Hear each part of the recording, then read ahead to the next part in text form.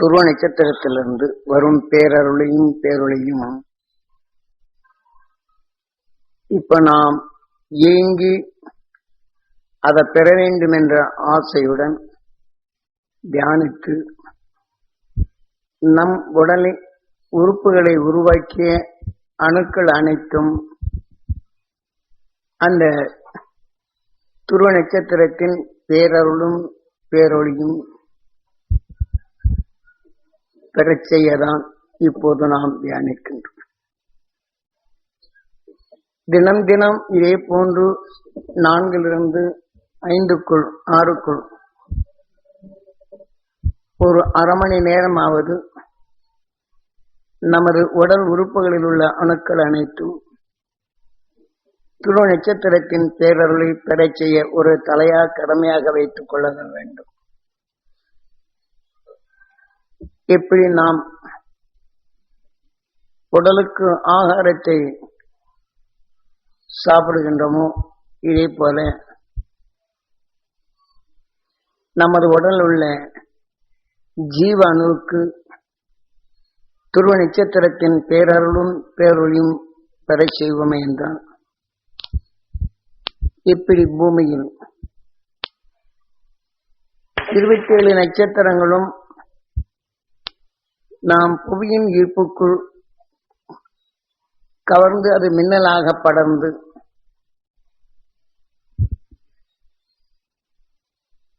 சில நட்சத்திரங்களின் உணர்வுகள் எப்பகுதியில் அதிகமாக படர்கின்றதோ இந்த மண்ணுடன் மண் கலந்து அந்தந்த நட்சத்திரங்களின் குணங்களுக்கொப்ப வைரங்களாக விளைகின்றது. இந்த காற்றில் இருப்பதை புவியின் ஈர்ப்பின் தன்மை கொண்டு அது வைரங்களாக விளைகின்றது. இதே போன்று துருவ நட்சத்திரத்திலிருந்து வரும் பேரலும் பேரொளியும் நம் உடல் உறுப்புகளை உருவாக்கிய அணுக்களுக்கு அதை சிறுக சிறுக சேர்க்க இந்த உயிரைப் போலவே அது ஜீவணுவாகி உயிரணுவாக மாறிவிடும். ஆக நம் உடல்ல கோடிக்கணக்கான ஜீவணுக்கள் இருப்பதை பல கோடிக்கணக்கான ஜீவணுக்களை உயிரைப் போல உயிரணுக்களாக மாற்றும் போது ஓர் ஒளியும் உடலாகவும் எத்தகைய விஷத்தன்மையும் ஒளியாக மாற்றிடும் திறன் பெறுகின்றது நமது உயிர் என்பதனை நாம் அறிதல் வேண்டும். உதாரணமாக சூரியன் அருகிலே இந்த நட்சத்திரங்களின் கவர்ந்து கொண்ட துகள்கள் சூரியன் தன் உணவுக்காக கவரப்படும் போது தன் அருகிலே வரப்படும் போது தன் உடலில் உள்ள பாதரசத்தால் மோதி விஷத்தை அது பிரித்து விடுகின்றது. பிரித்து கொண்ட பின் வெப்பமும் காந்தமும் உருவாகி பின் பிரிந்து சென்ற விஷத்தை கடைசி பலவீனம் அடைந்த அந்த விஷத்தை தன்னுடன் கவர்ந்து கொள்ளுகின்றது. இப்படி கவர்ந்து கொண்ட நிலையில் காந்தம் கவரும் சக்தி காந்தம் கவர்ந்து வெப்பத்துடன் இணைக்கப்படும் போது 2 கலந்து வெப்பத்தால் கவரும் சத்தை அதன் சத்தாக உருவாகும் சக்தியாக மாற்றி விடுகின்றது. அதுதான் இந்த காந்தத்தை லட்சுமி என்றும் வெப்பத்தை விஷ்ணு என்றும் காரணத்தை வைக்கின்றனர். ஆனால் இந்த விஷத்தை லட்சுமணா அந்த எந்த விஷம் இதனுடன் கலந்திருக்கும் போது எந்த சத்தை கவர்ந்ததோ அதை மனமாக வெளிப்படுத்தும் என்பதற்காக லட்சுமணா என்று காரணத்தை வைக்கின்றனர். அதனால்தான் இந்த காந்தம் கவர்ந்து தன்னுடன் இணைத்து கொண்டால் சீதா லட்சுமி எதன் சுவையோ அதை வளர்க்கும் அந்த சக்தி பெறுகிறது என்று சீதா லட்சுமி என்று காரணத்தை வைக்கின்றனர். இப்போ நெருப்பிலே ஒரு சத்தை போட்டால் அந்த மனம் வெளிப்படுகின்றது. இதே போல அந்த வெப்பத்தில் இந்த சத்தின் தன்மை கவர்ந்தால், அதை உயிரணு நுகர்ந்தால் எண்ணங்கள் வருகின்றது. தான் சீதா ராமா, அந்த சுவைக்கொப்ப எண்ணங்கள் உருவாகின்றது. அந்த எண்ணங்கள் உருவானாலும் லட்சுமணா எந்த சத்தினை தனக்குள் எடுத்துக்கொண்டதோ அந்த மனத்தினை, சத்தனை மனமாக அது வெளிப்படுத்தும் சக்தி வருகின்றது. அப்ப அந்த மனம்தான் அந்த அணுவிற்கு அது பாதுகாப்பு. இப்படித்தான் இந்த அணுக்களின் இயக்கமாகும் போது அது ஒரு இயக்க அணுவாக மாறுகின்றது. எதை கவர்ந்து கொண்டதோ அது இயக்க அணுவாக மாறுகின்றது. அதை உயிரணு நுகர்ந்தான். நாம் நுகரப்பட போகும்போது எந்த சத்தினை அதை கவர்ந்து கொண்டதோ உயிரிலே பட்டு அந்த உணர்ச்சியிலும் அதற்கு தக்க எண்ணங்களும் வருகின்றது. அப்ப சீதாராமா அந்த சுவைக்கொப்ப எண்ணங்கள் நம் சொற்களாக வெளிப்படுகின்றது. அந்த உணர்ச்சிகள் நம் சொல்லாகவும் செயலாகவும் செயலாக்கப்படுகின்றது. ஆனால் உயிரிலே பட்டு அந்த உணர்வின் சத்து உமிழ்நீராக மாறி நம் ஆகாரத்துடன் கலந்து அது இரத்தமாக மாற்றப்படும் போது ஒரு சத்தினை இயக்க அணுவாக மாற்றிய கவர்ந்து கொண்ட இயக்க அணு நாம் இரத்தத்திலே கலந்தால் அது ஜீவனுவாக மாறி அதனுடைய மலம் நம் உடலாக மாறுகின்றது என்பதனை ஏற்கனவே உங்களுக்கு சொல்லி உள்ளேன். இப்படி இப்போ விஷ்ணுவின் மறு அவதாரம் சீதா ராமா. உயிர் எப்படி ஒளியாக இருக்கின்றதோ அந்த சுவைக்கொப்ப ஜீவனுவாக மாறி அதன் எண்ணங்களை இயக்குகின்றது என்பது காவியத்தின் முக்கியமாக அதை நாம் அறிந்துணர்ந்து உயிரை போலவே ஜீவனுகளை எந்த சுவையோ அதை போல ஜீவணுக்களாக உருவாக்குகின்றது. எப்படி நட்சத்திரங்கள் பூமியிலே மண்ணுடன் கலந்து புவியின் ஈர்ப்பால் அது சிறுக சிறுக விளைந்து அது வைரமான பின் அது வெடித்து தனித்தன்மையாக வெளிவந்துவிடும். இதே போல நமது ஜீவணுக்கள் நாளுக்கு நாள் அது வெளிப்படும் போது அறிவின் வளர்ச்சி, அறிந்திடும் வளர்ச்சி இங்கே வருகின்றது.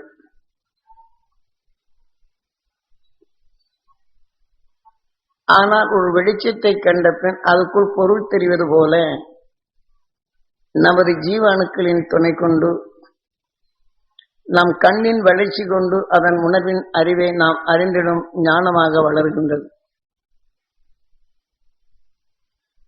இதை போன்று இப்போது நட்சத்திரங்களின் துகள் மின்னலாக மாறி பூமியிலே பட்ட பின் அதை சிறுக சிறுக வைரமாக விளையப்படும் போது ஜீவனு அல்ல ஒளியின் உடலாக அது பெறுகின்றது. நட்சத்திரம் எப்படி மின்னுகின்றதோ இதை போல நமது உயிரோ மின்னணு போன்று அது இயங்கிக் கொண்டே இருக்கின்றது. ஆக அந்த உயிரின் இயக்கத்தை கொண்டு நமது ஜீவனுகள் மின்னணு துணை கொண்டு இயங்குகின்றது. எப்படி மேற்றொரு மின்னணு உருவாக்கப்படும் போது நம்ம வீட்டுக்குள் எந்தெந்த பொருளை சேர்க்கின்றோமோ அதை மின் அணு இதை இயக்கி அதன் வெளி காணுகின்றோம். இதே போல சூரியன் இயக்கத் தொடரில் நாம் வளர்ந்தாலும் நமது உயிரி சூரியன் தொடர் கொண்டுதான் அதுவும் இயங்குகின்றது. இப்ப நாம் எப்படி ஊருக்கு ஒரு சப்ஸ்டேஷனை வைத்திருக்கின்றோமோ இதை போல நமது உயிரும் அந்த நிலை பெறுகின்றது. இதன் கொண்டு சூரியன் துணை கொண்டு அந்த மின்னணு கதிர்கள் நம் உடலுள்ள அணுக்களை அதை இயக்குகின்றது. இருப்பினும் பல உணர்வின் தன்மையை அனைத்தும் அறிந்திடும் உணர்கொண்டு விஷயத்தை மனித உடலில் வென்று உணர்வை ஒளியாக மாற்றி ஒளியின் உடலாக இருக்கும் அகசியன் துருவனாகி திருமணமாகி கணவன் மனைவியும் இருமணம் ஒருமனதாகி அருமணம் பெற்று ஒளியின் உடலாக இருக்கும் உயிரிப்பலை உயிரணுக்களை வளர்த்து விஷயத்தை ஒளியாக மாற்றிடும் தன்மை பெற்றது. இதே போல 27 நட்சத்திரம் கடும் விஷம் கொண்டது. அதனுடைய தோள்கள் பூமியில் பற்றால் அதன் இனத்தின் தன்மை கொண்டு தனக்குள் அந்த விஷங்கள் வளர்ந்து வைரங்களாக விளைகின்றது.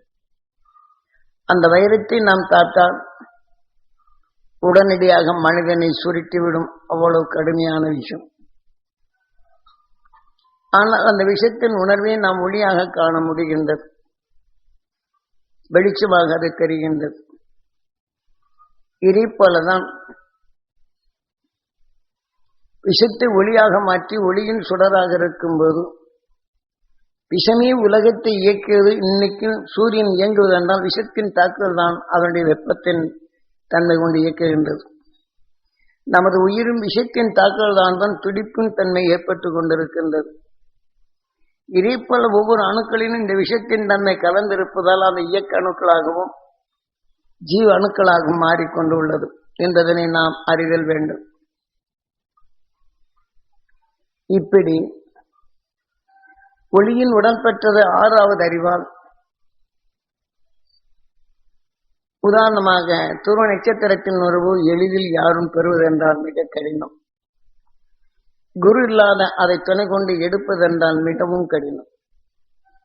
ஆக நமக்கு நமது குரு அத்தகைய கடும் விஷத்தின் தாக்கு கொண்டு உள்ள நிலையை நாம் பெற்றோம்.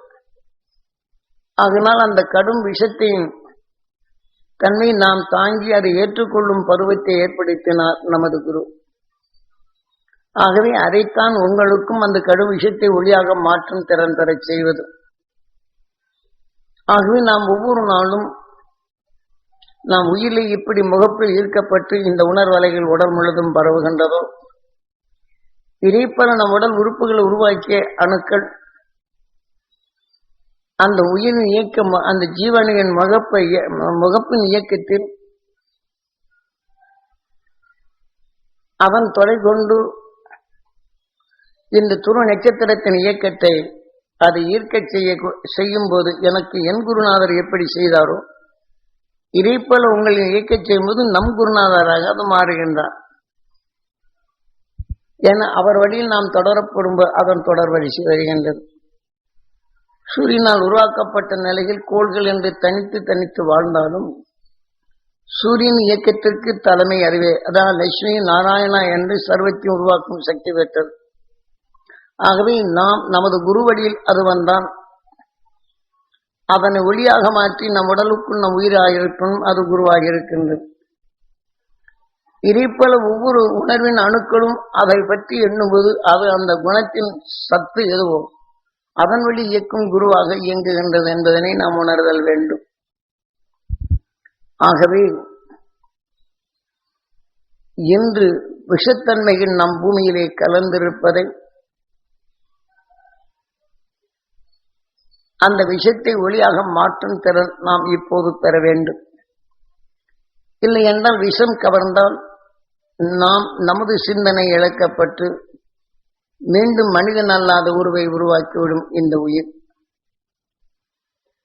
ஆகவே விஷத்தை ஒளியாக மாற்றணும். அதாவது பாம்பினங்கள் தன் விஷத்தை பாய்ச்சி தன் உணவுக்காக எடுத்தாலும் மற்ற உடல் உள்ள விஷயங்கள் எல்லாம் இதோட கலந்து கலந்து கலந்து பலவிதமான வண்ணங்களாக மாறுகின்றது. அவை உரையப்படுத்தும் போது நாகரத்தனமாக மாறுகின்றது. அது கல்மயமாகின்றது, இது மின்மயமாகின்றது. இயக்க உயிர் துடிப்பு எப்படி ஆகின்றதோ இதே போல நம் உடல் உள்ள அணுக்கள் அனைக்கும் ஒன்றாக சேர்த்து, எப்படி தேனீகள் ஒன்றாக சேர்த்து தேனை உருவாக்கி ஒரு கூடாக அமைத்துக் கொள்ளுகின்றதோ இதே போல நம் உயிரும் இந்த உடல்ல நாம் வளர்த்து கொண்ட உணர்வுகள் தேனீ போன்று ஒன்றாக இணைந்து, துருவ நட்சத்திரம் திடப்பொருளும் அல்ல. ஆக உயிரின் இயக்கத்தை போல ஈர்க்கும் ஒன்றுடன் இணைந்து அது வாழும் தன்மை. திடப்பொருளாகிவிட்டால் அது வைரமாகிவிடும், கல்லாக மாறிவிடும், கோள்களைப் போல பாறையாக மாறிவிடும். உயிரின் இயக்க துடிப்பாக அதன் உணர்வின் இயக்கம் வரும்போது கோள்கள் தன் சுழற்சியில் நடு மையம் வெப்பமாகி அதன் உணர்வை கவர்ந்து கொண்டு வருகின்றது. ஆனால் இந்த உயிரணு தோன்றி நட்சத்திரமாக்கப்படும் போது தேனியை போன்று தன் உணர்வின் தன்மை ஒளியின் உணர்வுகளை ஒன்றாக எடுத்து ஒளிக்கதைகளை பாய்ச்சிக் கொண்டே உள்ளது. அது எப்படி தேனை அதை எடுத்து அந்த தேன் வெளிப்படும் போது நாம் உட்கொள்ளும் போது சுவையாக இருக்கின்றதோ, இதே போல திரு நட்சத்திரத்தின் உணர்வை நாம் நுகர்ந்து நம் உடல் உள்ள அணுக்களுக்கு அது ஆகாரமாக செலுத்தி அதன் உணர்வை வளர்ச்சி செய்யப்படுத்தும் போது இந்த உடல்ல வரும் அதாவது விஷத்தை மாற்றி இனிமை என்ற உணர்வை ஊற்றி இந்த உணர்வை வளர்த்துக் கொள்வதுதான் இந்த ஆறாவது அறிவின் தன்மை. நாம் எல்லாம் சந்தர்ப்பத்தால் நுகர்ந்தறிந்த உணர்வுகள் தான் பரிணாம வளர்ச்சிக்கே காரணமானது. ஆனால் ஆறாவது அறிவான பின் தீமையில் நீக்கும் சந்தர்ப்பத்தை உருவாக்கி நமக்குள் இயங்கு கொண்டிருக்கும் ஜீவ அணுக்களை உயிரணுக்களாக மாற்றி இந்த ஆறாவது அறிவு கார்த்திகேயா அதன் துணை கொண்டு அனைத்து உலகையும் இருளின் நீக்கி ஒளி என்ற உணர்வின் அறிவாக இயக்கம் உருக்கணைந்து இயக்கும் தன்மை பெறுகின்றது. செய்வதுதான் ஆறாவது அறிவின் நோக்கங்கள். இப்படி சென்றவர்கள்தான் இருசூழ்ந்த உடலை உயிர் உடலுக்குள் இருளுக்குள் இருந்தால் உணர்வின் அறிவாக இந்த உடலை இயக்குகின்றது. ஆனால் இந்த உடலே மகரிஷிகள் உயிரை போல ஒளியின் உடலாக மாற்றி என்றும் இந்த பிரபஞ்சத்தில் இந்த சூரியனை அழிந்தாலும் சூரியத்திலிருந்து வெளிப்படும் விஷத்தின் தன்மையும் கூட ஒளியாக மாற்றிக்கொள்ளும். ஏனென்றால் நாம் 2000 சூரிய குடும்பத்தில் இணைந்து வாழ்கின்றது நமது சூரியன்.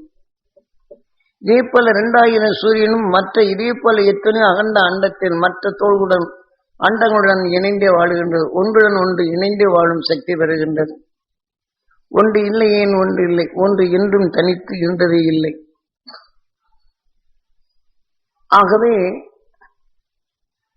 விஷம் தாக்குதலாகும் போதுதான் வெப்பம் உருவாகின்றது. வெப்பம் உருவாகும் போதுதான் ஈர்க்கும் சக்தியாக இயக்க சக்தி மாறுகின்றது. இதை போலதான் நாம் ஒவ்வொரு நொடியும், ஏனென்றால் இது கவனமாக கூர்ந்து நீங்கள் கவனிக்கும் போது நுகர்ந்த உணர்வுகள் உங்கள் உடல் உறுப்புகளில் உள்ள அந்த ஜீவ அணுக்களுக்கு முகப்பில் நம் உயிரிலே மோதுவது போன்ற அந்த அணுக்களும் அந்த உணர்வை பெறும் தகுதி பெறுகின்றது. அது தகுதி பெறச் செய்தால் இந்த உபதேசமே. எனக்கு குரு எப்படி இந்த நினைவினை அங்கே அழைத்து சென்றாரோ, இதே போல திரு நட்சத்திரத்துடன் உங்கள் உணர்வினை தொடர்கொண்டு அதன் உணர்வுகள் உங்கள் உடல் உறுப்புகள் உருவாக்கிய அணுக்கள் அனைத்தும் இதனுடன் தொடர்கொண்டு இருக்கும் அந்த அருள் சக்தி பெறச் செய்யவே. ஏனென்றால் ஏன் முந்தியெல்லாம் சொல்லலேன்னு கேட்பீங்க. விதையை போட்டு போட்டு அது வந்து முதல்ல பார்த்தா செடி அந்த இலை வேற விதமா இருக்கும், அப்புறம் வளர வளர இலை வேற விதமா இருக்கும். அப்புறம் அதனுடைய வளர்ச்சியில் வரப்போகும்போது எந்த வித்தோ அதே போல பின்னாடிதான் உருவாகின்றது. இதே போல நான் முன்னாடி சொல்லலேன்னு சொன்னா, செடி ஓரளவுக்கு வளர்ச்சி பெற்ற பிற்பாடு உரம் போட்டா தாங்கும். செடியுடைய வளர்ச்சி பெறும்னால் உரம் போட்டா கருகி போகும். ஆனா விஷத்தை ஒளியாக மாற்றும் இந்த உணர்வுகள் உங்க உடல்லே அது சரியான பருவம் வரவில்லை என்றால் நீங்க வளரும் பருவத்தை மாற்றி இது கருகிவிடும், செயலற்றதாக ஆகிவிடும். ஆகையினால்தான் அந்த கால பருவங்களை கொண்டு குருநாதர் எனக்கு எந்தெந்த பருவத்தில் எதன் சந்தர்ப்பத்தில் எப்படி கொடுத்தாரோ, இதே போல உங்கள் மனப்பக்குவமும் உங்களுக்குள் வளர்ச்சி பெறும் தக்க இந்த உணர்வுகளை வெளிப்படுத்துவது. இன்று உங்களுக்குள் மனப்பக்குவமான பின் இது விளைந்தால் உங்களுடன் பழகும் நண்பர்களுக்கு உங்களில் விளைந்த உணர்வுகள் அவர்களுக்கு நன்மை பயக்கும் சக்தியாக மாறும். ஆகவே பிந்தி வருவருக்கு உங்கள் மூலமாக அவர்களுக்கு கிடைக்க முடிகின்றது. ஏனென்றால் வளர்ச்சி பெற்ற பருவம் அங்கு ஒவ்வொன்றும் ஒன்றுடன் ஒன்று தொடர் கொண்டு அது விளைகின்றது என்பதனை உணர்தல் வேண்டும். நாம் இவ்வளவு காலம் சாமி கூட 15 வருஷ காலம் இருந்தமே இதெல்லாம் தெரியாம போச்சேன் இருக்கலாம். உங்களில் விளைந்ததுதான் இன்று வருவோருக்கு அந்த உணர்வின் சத்து கொண்டு துணை கொண்டு அவர் உடல்களையும் விளைய செய்கின்றோம். ஆக நீங்கள் அல்லாத முந்தைய நிலைகள் கவர்ந்து கொண்ட நம்முடன் குருவுடன் தொடர்பு கொண்ட உங்களில் விளைந்த உணர்வுதான் பின் வருவோருக்கு இந்த புறமான சத்தும் கிடைக்கப்படுகின்றது என்பதனை நாம் உணர்தல் வேண்டும். இப்ப ஒருவருக்கெல்லாம் அதிர்ஷ்டம் முந்தி வந்தவங்க எல்லாம் சிரமப்பட்டு நான் சொல்ற பாக சொல்லும் போது தமிழாதான் இருக்கும், அர்த்தம் புரியாம இருக்கும். நான் பேசிக்கிட்டு இருக்க போகும்போது நீங்க அடுத்த கிரகிக்கிறதுனால ஓடி போயிரும் 10வது அடி 20 அடி போயிரும், அவ்வளவு வேகமாக இருக்கும். ஏனென்றால் இவை சில அதர்வண வேத மந்திரவாதிகளுக்கு இதை செக்கிவிட்டால் அவன் சுயநலங்களுக்கு பயன்படுத்தி விடுவார்கள் என்பதற்காக அவர்களுக்கு கிடைக்காமல் தடைப்படுத்தவும் உண்மையில் உணர்வின் அறிவை பெற வேண்டும் என்று விரும்புவோருக்கு மட்டும் அது கிடைப்பதற்கு வரும். எல்லாம் அதெல்லாம் கேட்டுக்கிட்டே இருப்பாங்க, உட்கார்ந்துக்கிட்டே இருப்பாங்க, அசைய மாட்டாங்க. ஆனா சாமி என்ன சொன்னார்னு யாருக்குமே தெரியாது. ஆனா அந்த இடத்த விட்டு 1-2 வந்தா கூட எந்திரிக்க விடாம அப்படி உட்கார்ந்துருக்கும். இந்த அளவுக்கு தான் பக்குவப்படுத்தி கொண்டு வந்தது. காரணம் இன்று உலகமே விஷத்தன்மையாக மாறும் இக்காலத்தில் எப்படி விஷத்தை பாய்ச்சி விஷமத்தை ஒளி வைரங்களாக மாற்றியதோ இதே போல துரு நட்சத்திரத்தின் உணர்வை நாம் கவர்ந்து நம் உடலுள்ள அணுக்களை வீரிய அணுக்களாக மாற்றி எதுவுமே அது தாக்காது, என்றும் அழியா பொருளாக நம் உடலுள்ள அணுக்கள் ஒன்று சேர்த்து இணைந்து அது வாழும் என்பதற்குத்தான் நமது சாஸ்திர விதிகள். மனிதன் ஒன்றுபட்டு வாழ முடியும் என்பதற்காக தான் ஆலயங்களை அமைத்து விளக்கை காட்டும் போது பொருளறிந்து செயல்படும் சக்தி பெற வேண்டும் என்றும், நம் குடும்பத்தில் அனைவரும் பொருளறிந்து செயல்படும் சக்தி பெற வேண்டும் என்றும், மற்றவர்கள் அனைவரும் நாம் பார்க்கும் அனைவரும் பொருளறிந்து செயல்படும் சக்தி பெற வேண்டும் என்றும், இந்த ஆலயம் வருவரெல்லாம் பொருளறிந்து செயல்படும் சக்தி பெற வேண்டும் என்றும், இந்த தெய்வீக குணமும் தெய்வீக அன்பும் தெய்வீக அருளும் தெய்வீக பண்பும் பெற வேண்டும் என்பதும், தானும் தன் குடும்பங்களில் உணவர்களும் நாம் பார்க்கும் குடும்பங்களும் ஆலயங்களுக்கு வருவோரெல்லாம் பெற வேண்டும் என்கிறதும். ஏனென்றால் வெறுப்பை மறந்து அரவணைத்து உணர்வுகளை நமக்குள் பெருக்கும் ஒன்று சேர்த்து வாழக்கூடிய நிலை பெற்றது. கல்வி அறிவு இல்லை, அன்று பாட நூல்கள் இல்லை. ஒருவர் தனக்குள் பாடிக்கொண்ட உணர்வை மற்றொரு செவி வெளிக்கொண்டு உணர்வின் ஒளி அலைகளால் தட்டி எழுப்பி பதிவாகி அந்த பதிவின் தன்னை தான் பண்டைய காலங்களில் வந்தது. ஆகவே சாதாரண மக்களும் அது பெறுவதற்கு தத்துவ ஞானிகளும் மகரிஷிகளும் இவ்வாறு ஆலயங்களை அமைத்தனர்.